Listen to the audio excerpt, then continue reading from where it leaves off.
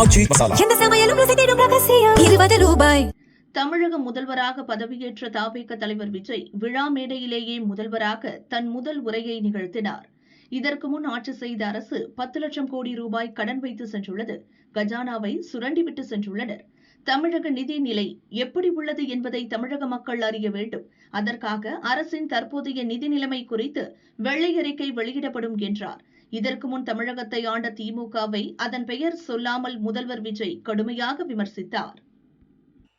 நம்ம தமிழ்நாடு கவர்மெண்ட் இருக்கிற அந்த நிலைமையை பத்தி நான் உங்ககிட்ட நான் சொல்லணும். கிட்டத்தட்ட 10 லட்சம் கோடிக்கு மேல கடன் வாங்கி வச்சுட்டு போயிருக்கிற இன்னைக்கு அந்த தமிழ்நாடு அரசு இருக்கிறப்போ, கஜானாவை சுத்தமா தொடச்சி வலிச்சு வச்சுட்டு போயிருக்கிறப்போ, தூக்க முடியாத சுமையை ஏத்தி வச்சுட்டு போயிருக்கிறப்போ,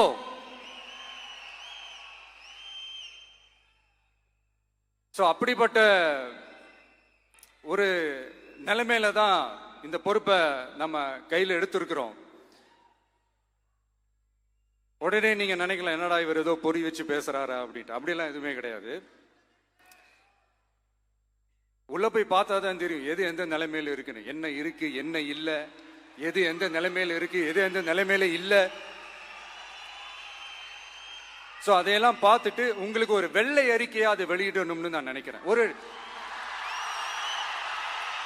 ஒரு டிரான்ஸ்பரண்டான ஒரு கவர்மெண்டா, அதாவது இன்னைக்கு நம்ம தமிழ்நாடு கவர்மெண்ட் இந்த நிலைமையில தான் இருக்கு அப்படின்றத உங்ககிட்ட சொல்லிட்டு I just want to take it forward from there. அதை தான் நான் முதல்ல செய்யணும்னு நினைக்கிறேன்.